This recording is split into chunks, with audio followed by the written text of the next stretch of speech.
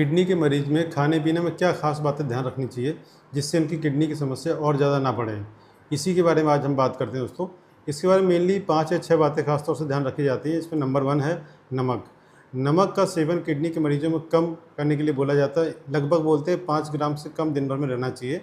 और उसका तरीका क्या है कम करने का, कि जो भी हम एक्स्ट्रा बाहर की चीज़ें खाते हैं जिसमें नमक होता है, जैसे कि हम फल में या सलाद में ऊपर से नमक डालते हैं, या फिर बाहर से नमकीन खाते हैं, चिप्स खाते हैं, बहुत सारी चटनी या सॉस ऐसे आती है जिसमें नमक बहुत ज़्यादा होता है, इनको कम करने की ज़रूरत है। नंबर 2 पे आता है पोटेशियम।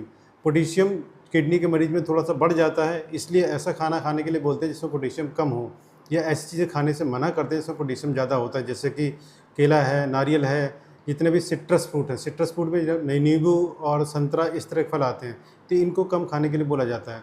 नंबर 3 है फॉस्फेट। फॉस्फेट किडनी के मरीज में थोड़ा सा बढ़ जाता है, इसलिए ऐसे खाने से थोड़ा सा परहेज़ करना चाहिए जिनमें कि फॉस्फेट ज़्यादा होता है, जैसे कि ड्राई फ्रूट्स हो गए, आपके प्रोसेस्ड चीज़ हो गया, इन सब में पोटेशियम फॉस्फेट थोड़ा ज़्यादा होता है, इसलिए इनको कम खाना चाहिए। नंबर 4 पे आता है प्रोटीन। प्रोटीन का इंटेक किडनी के मरीज में कम करने के लिए बोला जाता है। यूजुअली कहते हैं 0.6 से 0.8 ग्राम पर किलोग्राम बॉडी वेट के हिसाब से करने के लिए कहा जाता है, लेकिन फिर भी अलग-अलग किडनी के स्टेज के आधार पर थोड़ा सा इसमें अंतर हो सकता है।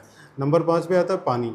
पानी भी किडनी के मरीज में कम पीने के लिए बोला जाता है। यूजुअली इस तरह से असेस किया जाता है कि दिन 24 घंटे में कितना पेशाब हुआ है, प्लस उसमें 500 और जोड़ दें, 500 ml, तो उससे लगभग अनुमान लगता है कि लगभग इतना पानी पीना है। फिर भी अपने डॉक्टर से इस बारे में बात करें कि मुझे कितना पानी पीना है।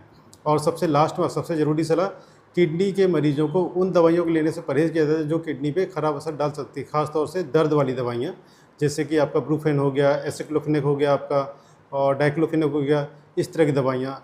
तो ये किडनी पे थोड़ा सा ख़राब असर डालती है, इसलिए इस तरह की दवाइयाँ लेने से भी परहेज़ करें। अंत में एक ख़ास बात कहना चाहूँगा कि जब भी किडनी के किसी मरीज़ को कोई भी समस्या होती है और साथ में कोई बीमारी भी होती है, तब भी उसके हिसाब से कुछ रिक्वायरमेंट बदल जाती है। इसलिए कोई भी सलाह मानने से पहले एक बार अपने डॉक्टर साहब से ज़रूर राय ले लें, मैं इसमें किस तरह से क्या परहेज़ करूँ। और ऐसी जानकारी के लिए मुझे फ़ॉलो करें। Thank you.